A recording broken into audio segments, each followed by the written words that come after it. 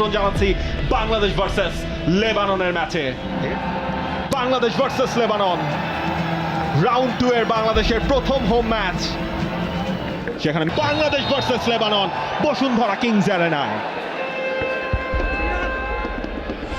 লেবাননকে আমরা পরিষ্কারভাবেই দেখতে পাচ্ছি, তারা নিজেদের শেপে দাঁড়িয়ে গেছে। 16 ওয়ালিদ, সেইখানে মোরসালিন খানিকটা প্রেস করতে গিয়েছিলেন। ওয়ালিদের সঙ্গে তার সেন্টার ব্যাক পার্টনার কাসিম। লেবাননকে আমরা দেখবো তাদের ফুল ব্যাকদেরকে যথেষ্ট পরিমাণ ইনভলভ করতে ম্যাচে। কিন্তু বলটা উইন করেছে বাংলাদেশ ইসা ফয়সাল, তিনি ফিরেছেন স্টার্টিং 11-এ সাদউদ্দিনের জায়গায়। তবে হৃদয় বল রাখতে পারলেন না, সেখান থেকে বিপদ হয় কিনা। হৃদয় বলে একটা টাচ বেশি করে ফেলেছিলেন, বলটা যখন ছাড়া দরকার ছিল বিপদটা তিনি টের পাননি। এবং এই ধরনের জায়গায় বাংলাদেশকে সতর্ক বোধহয় হতেই হবে। এবং বাংলাদেশ আসলে যেখান থেকে ভুগছে সেটা হচ্ছে এই ধরনের পজিশন থেকে যখন গোলকিক বাংলাদেশ পাচ্ছে বাংলাদেশ, তবে সেই ফার্স্ট টাচটা বাংলাদেশ পায়নি। সোহেল রানা অবশ্য বল রেখেছে নিজের কাছে, সোহেল রানার সামনে একটা শুটিং স্পেস এবং একটা কর্নার বাংলাদেশ পাচ্ছে। বিশ্বনাথ ঘোষ, সোহেল, একটা দারুণ ফাস্ট টাচ, ফয়সাল আহমেদ ফাহিম বক্সে ঢুকে পড়েছেন। সেটআপটাও ছিল বেশ ভালো। মোরসালিন টাচটা তিনি করতে পারেনি, অন দ্য মুভে ছিলেন। শেখ মোরসালিনের কাছেই বলটা গিয়েছিল, কিন্তু এই সেকেন্ড হাফের বদলি ফুটবলার, বদলি গোলকিপার মিতুল মারমার জায়গাটা যিনি নিয়েছেন,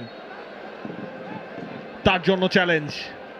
সরাসরি সামনে, সেখানে শ্রাবণ মিস করে গেছেন।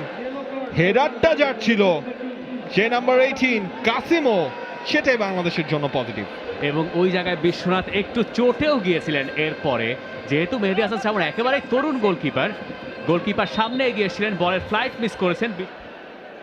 মুভ করতে দেননি সেখানে হৃদয়, তবে বা প্রান্ত দিয়ে হাসান মাতুক তিনি পেয়ে গেছেন। হাসান মাতুক এখনো তার কন্ট্রোলে, হাসান মাতুকের সেট আপ, বিপদ হতে পারে এখনো, কিন্তু সেটা সম্ভাবনা রয়েছে। বক্সের ভেতর জটলা, সেখান থেকে দারুইজের শট, যে ক্রসটা ছিল বাঁ দিক থেকে সেটা পরে পেয়েছিলেন হাসান মাতুক। বক্সের ভেতরে অনেকক্ষণ ধরে বল হোল্ড করার চেষ্টা করছিলেন, ভালো ক্রস ছিল এবং ফিজিক্যালি হায়দার উইংয়ে 3 জন ফুটবলার লেবাননের, এবং সেটাই তারা কাজে লাগাচ্ছে।